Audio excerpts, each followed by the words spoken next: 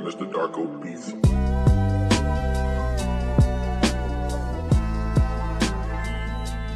Welcome back, New York. This is part 3 of our little preseason ramp-up, kickoff, extravaganza, whatever you want to call it, whatever word comes to mind. We have Inter Miami playing tomorrow, for those of you that are listening on Friday. And obviously the league has already shown its card, bending the rules and the schedules of other teams in numerous different ways to make it work for the man that is Messi. So, it's us sort of versus the world, it feels like at times. But Miami has never won a game against us. But this is going to be our part 3 where we kind of run through a season preview, talk a little bit about what we think is going to happen at least early season. Maybe we give some rough predictions on table finish and things like that. Yeah, I feel like, I don't know, you kind of have to maintain just this level of calmness, like the season doesn't start. It feels like Christmas Eve for the past week. Every time that we've gotten on here and been able to talk, it's like, I just feel like I want it to be Saturday already. But yeah, in terms of our chances, just if we want to just speak quickly about the Miami game, I just find it difficult to believe that our team in its current state, goes into Miami, season opener, home opener for Messi. It's going to be completely packed out. Messi obviously coming off scoring a goal midweek. It's going to be Champions League, as hard as it could possibly be to go in there and steal even a point. But maybe this is the chance for our team to show what personality it has, and next man up can kind of win and get us a point. But I think that's the peak, would be a point from this game. That's kind of what I'm feeling too.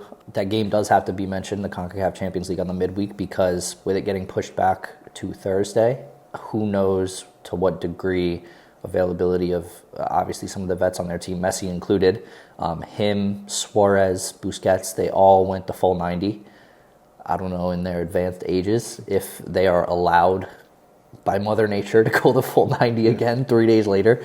Even a 60 minutes for Messi and those guys is just as scary.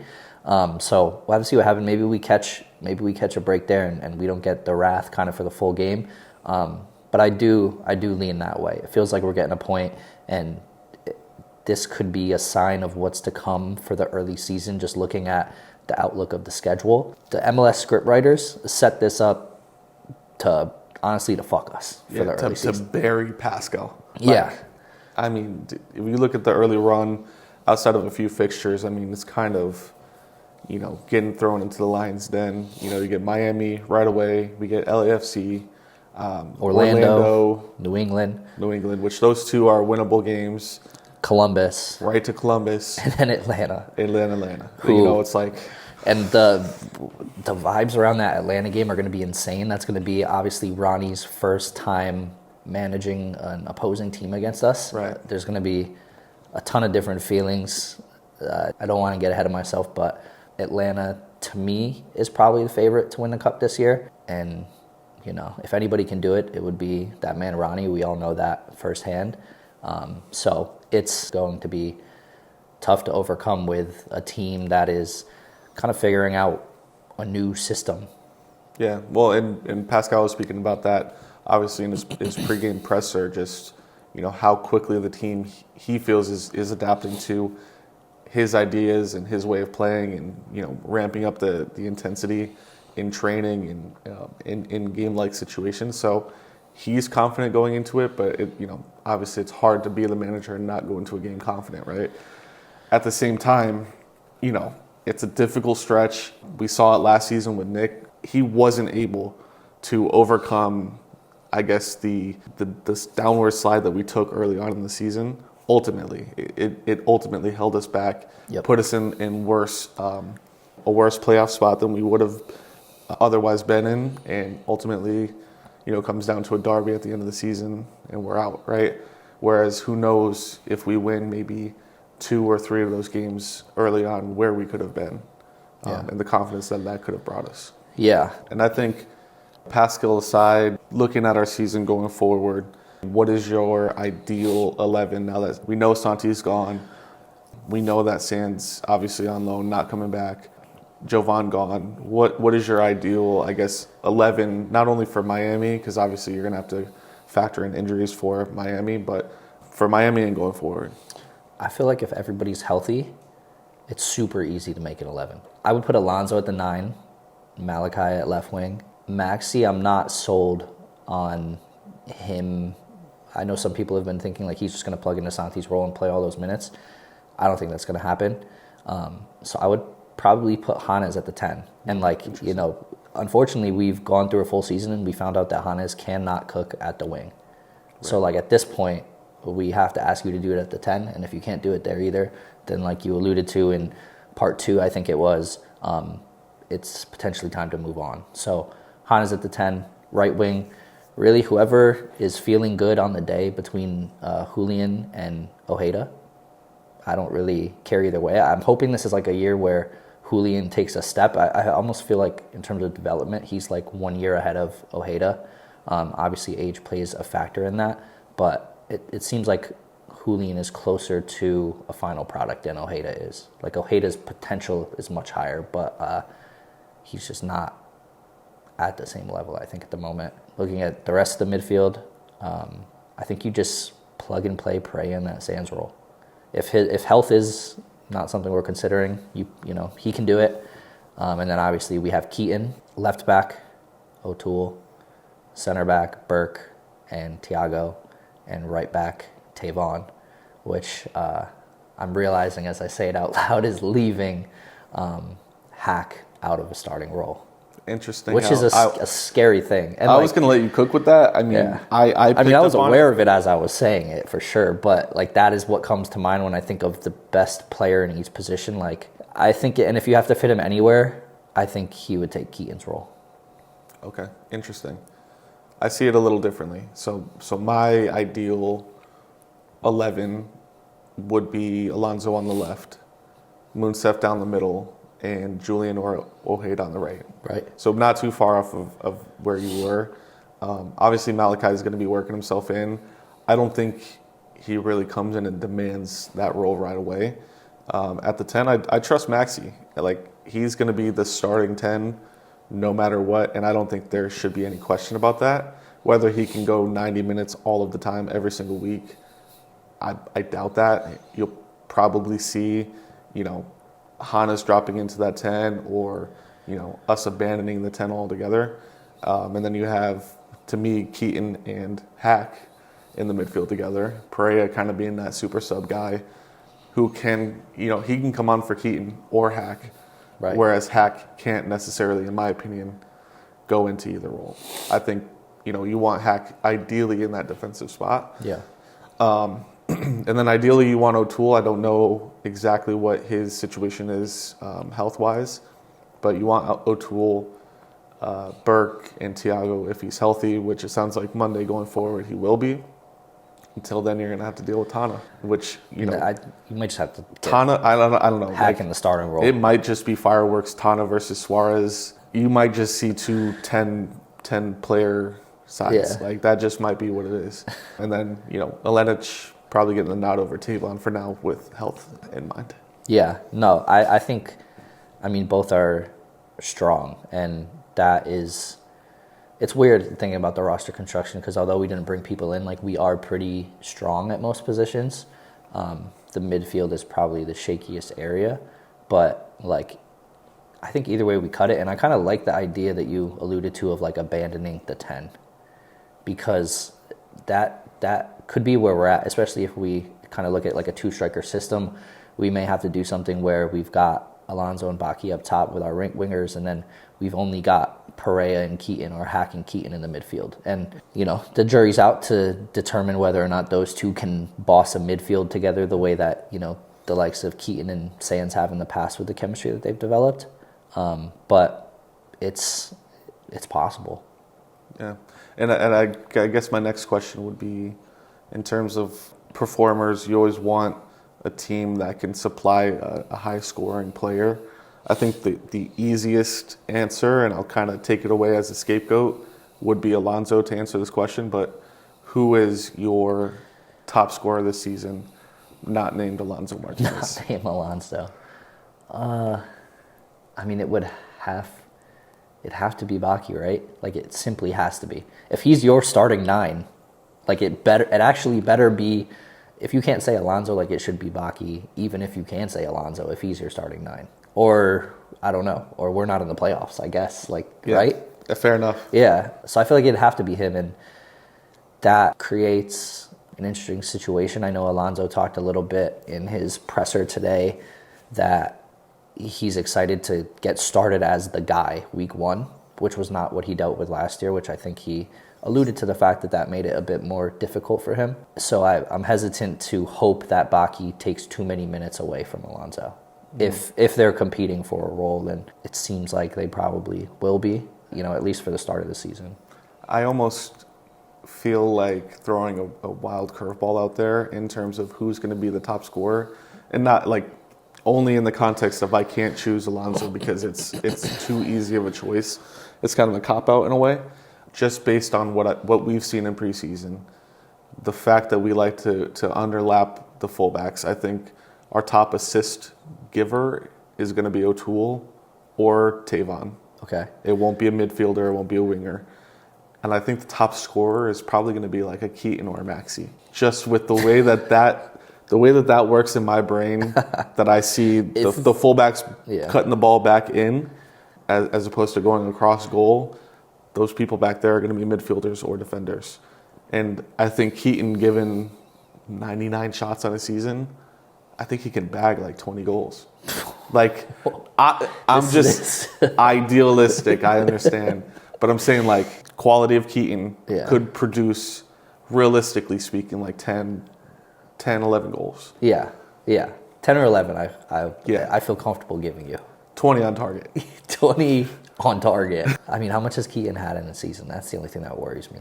But he's never really been asked that job. Yeah, that's probably true.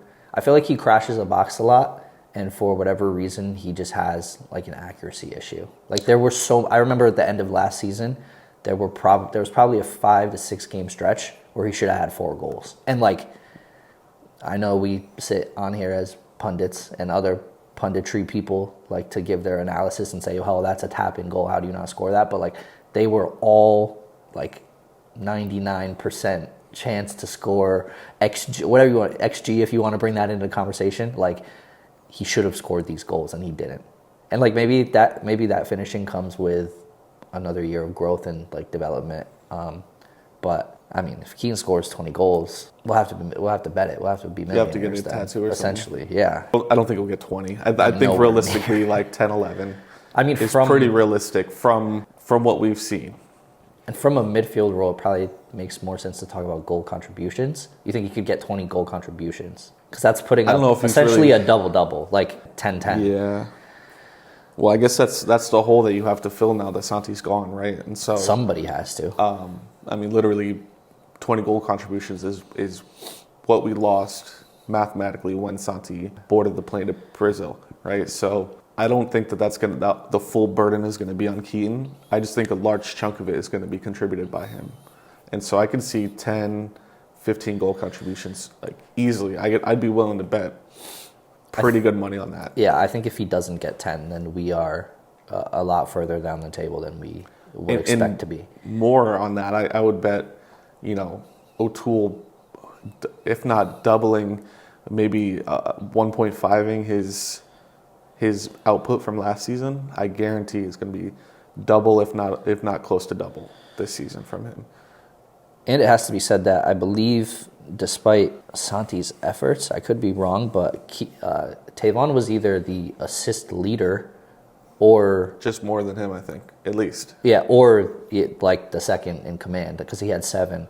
So that, if we can get the left side functioning the way that the right side does, or the right side did. Tavon's going to eat from that too. Right, yeah. So if you can get 14 assists from coming down both your wings, that would be pretty filthy. I just think in general, Pascal obviously spoke about it today. He's saying the creativity in the attack has improved significantly, and I think that's directly from his ideas and his tactics with underlapping and more responsibility to track back. You have to have in your mind not only what you're doing going forward, but how is this run going to affect my ability to get back? Because if I can make a run that's worthless, but I still have to run back 50 yards, like, is that really worth it? And kind of getting the mental side of the game going.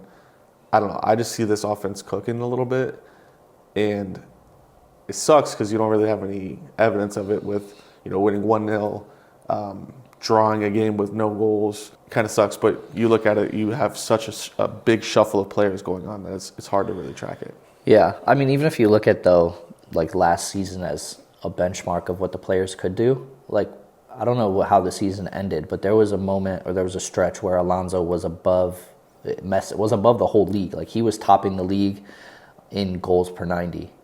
And if you, I can't remember exactly what the number was. It wasn't 1, but it was like 0.7 or something like that. Like, if you extrapolate that over a 36-game season, like, that's him finishing the season with 25 goals. Yeah. And, Tati got his golden boot with 19. Right. Well, see, that's the thing where you start getting statistics pulling into it, and you're like, oh, no, I'm accidentally predicting that this guy gets 30 goals. Yeah. But it's realistic when, Martinez, not only does he have the confidence that a manager believes in him fully, he's also got full preseason, which to him he said really, really mattered. Right. He couldn't go full 90 because of the preseason. Yeah. That was Jovan too? Yeah, that was, yeah. So, no, it was Nick that was saying it about Alonso. It was Jovan saying it about himself. Right. So you have all of the things, all of the stars are aligning for Alonso to fully bug out and really, really have an impactful season. Are you, I guess, voting him as your futures bet MVP for the team? I mean, I did check the odds, so I'm not going to lie to the people. I did check the odds, plus 2,800. But I think he was 5th.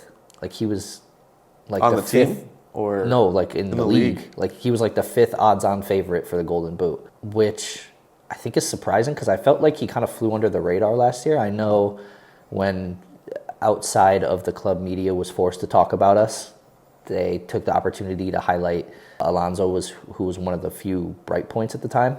But it felt like to me he flew under the radar, so I was shocked that Vegas found a way. Maybe they're just getting smarter on MLS or whatever it is, but I think when you're top 5 or in the conversation like that, pretty much anything, all of those guys are almost as likely as each other to do something if a few things go right here and there. I believe Messi was first.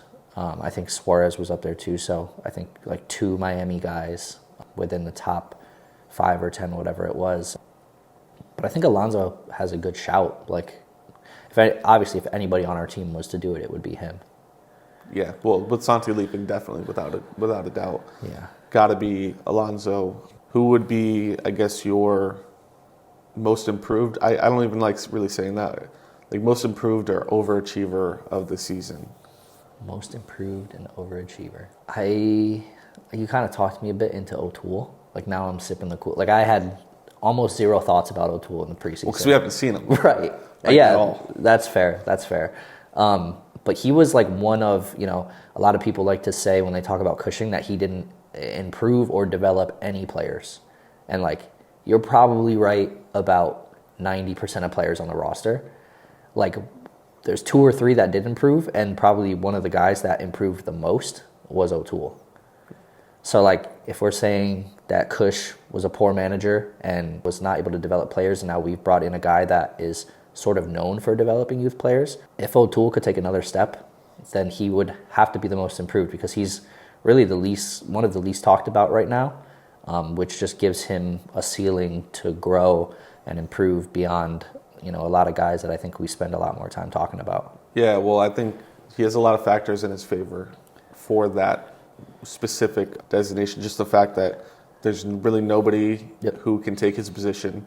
He's young with a manager that loves to work with young talent, and he's shown to be a guy that, he moved from an attacker to defense. So he's willing to do whatever it is and buy into whatever Kool-Aid they're handing out, right? So he's primed up to, I guess, be that guy.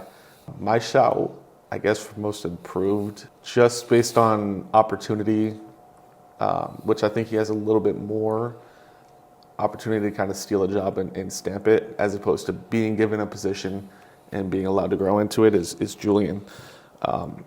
He could really take the reins of that right wing and flow with it. Like, I think if you give him, and it won't happen, which sucks, but if you give him a 6, 7, 8 game run where he is playing 90 minutes and not being taken off, and you are just letting him figure it out on the right wing, I think that it's such a better investment in terms of time than letting Hannes continue to cook beanie weenies. You know, it's just not working up there. And I'm not saying bail on Hannes. I think Hannes has a role at the 10. But if you let Julian cook up there for a little bit, I think he'll really find his feet. And I think there's a really good player in there that could turn into a $17 million someday. I mean, I think back to his Trivella moment in the regular season, and who was on the end of that ball. I believe it was Kevin O'Toole heading that in for a goal. So like it kind of comes full circle in that way. But yeah, if he can become a staple on that right wing, there's like almost nothing we can do. Tavon did all that with like zero help at the right wing. Right. He led the team in assists with no help in front of him. Exactly. So that would be amazing to see. And you're right. He could be that. We have a way of finding outgoing transfers for wingers. So like, let's make them, if that's going to be our cash cow is wingers, then that's our cash cow. I mean, what more motivation if you are Julian than, seeing a Gabby Perea go out and get a bag. You see Santi go out and get a bag. See Tati, fellow countrymen go out and get a bag as an attacker from our club. Like, the path is there. It's up to him to really go and grab that position, make it his own, and never give it up. I mean, how many positions on our team can you really look at and be like, all right, well, if this player steps up and really grabs it, nobody else can ever mess with him. Right wing is pretty much the only one. Left wing possibly, depending on how the season shakes out. But he's got a crazy opportunity. He's just got to get it. Yeah, that's what's going to be most interesting, I think, about this first game, is seeing exactly who Pascal chooses to play. Because that shows trust, right? It shows trust, yeah. I mean, the thing that sucks is we're kind of going to get screwed by injuries into, like, knowing truly what his depth chart is. But, like, really, they're only affecting the back line. You could consider Malachi. I don't know. To me, I'm so Malachi pilled. Like, if he is healthy, if he has a functioning leg, true. Like, I don't care if he does nothing for like 5 games. Like, he should just be a pillar on that left wing, and like, you essentially just have to let him run at it until he figures it out. Which he was. He was well on the way of figuring it out. Right. And before the injury. That is essentially what promotes my thoughts on it. Like, that's why I think that way. He unfortunately got the opportunity that he was growing into taken away from him. So it would have to be Mal out there, but I guess otherwise then it's going to be Ojeda. Yeah. And our wingers, the position battle for our wingers this year, and it feels like this is just NYCFC football. Ongoing for a couple of years, Yeah, it's forever.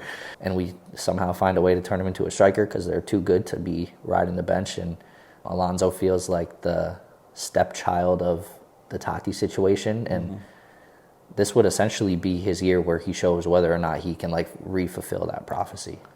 Yeah, I mean, if I was a betting man, I'd probably put my chips down, yes. But like you said, I mean, Mal could come in, take that left wing spot, and never give it up. The thing is, I just feel, Alonso has so many years of experience on that wing. And to take that away and take away a 9 spot from a Moonstef who could develop, like, that's a super tough decision to have to make. And I don't envy Pascal in that regard. But look, at the end of the day, you get paid a ton of money to do it. So you're going to have to figure it out. Yeah. I have one last question. I know we're trying to keep these short, but I think a few people have been talking about this as a rebuilding season. You see season of vibes thrown around again. I think this is like the 3rd year in a row, which is not something you want as a fan of a club. Like, you do not want fans telling you that it's the season of vibes. That essentially means you're cooked. Right. Do you see this as a rebuilding season, or like what truly do you think is the goal, should be the goal of fans in like the club this year? Like, we cannot be coming in here with expectations of winning a cup, right? Probably not winning a cup. And I think we were almost not rug pulled. I think that's the wrong phrase. But last season, Nick obviously was talking about like this team could win a championship. Remember the preseason he said that? He did quickly backtrack on that. It took about a week. But look, like it's largely the same players, right? I mean, you get rid of Sands, you get rid of Santi. Those are really big holes to fill. But luckily, I mean, you have the system in place to replace them. Like, it is what it is. They went and got Maxi back in the case that Santi was leaving. That wasn't a coincidence. That they thought about this in the beginning. Sands has been somebody who has gone left and come back before. We were fine without him, right? So, like, those things aren't deterring me from, I guess, the progress that we built last season. So I think expectations should be playoffs, bar, like, minimum. Yeah. Regardless of who we've lost, this is a team that can go out and make the playoffs. The talent is there.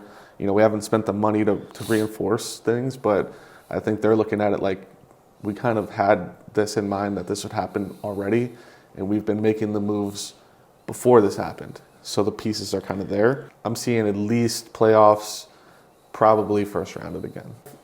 Do you think realistically that any of the other cups are potential things that we can achieve, whether that's the Open Cup or the Leagues Cup? Yeah, I think the potential in our depth could show greatly in those competitions. Like, we could go and snag something. And at the end of the day, it's the MLS as well. Like, this team, realistically, if you're looking at the season that we won, we knew that we had a great team, but nobody else did. Like, nobody else was really picking us. I think there's a ton of people that season that were picking us to not even make the playoffs. Yeah, that's happening this season too. And so I think with the MLS, anything is possible. Shout out to Kevin Garnett. Yeah. I was going to say, anything on is a first name basis.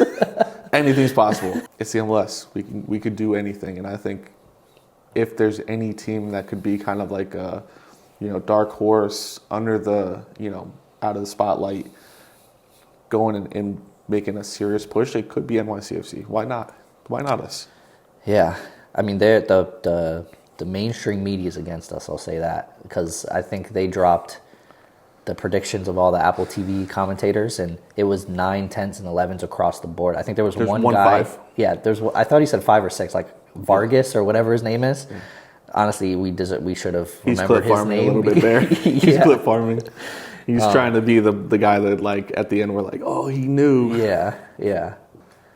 But everybody else thinks we're dead in the water and not making the playoffs, which, it's a good situation to be in. You obviously hear about the underdog mentality, and that's something that we certainly as a club kind of align with very well. So I assume the guys in the locker room can use that as a chip on their shoulder. Obviously, Pascal can as well. And like you've said in the past, he seems like man management is one of his strengths. He kind of was whooping their ass with the workouts and the two-a-days that they were doing, and I'm sure that demanded a bit of respect for him. So we'll see what comes of it.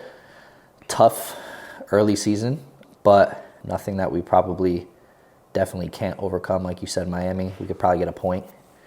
If we get more than that, then we should be over the moon. Oh, 100%. But yeah, I'm excited for it to kick off 5 hours later than it should have, which is horrible.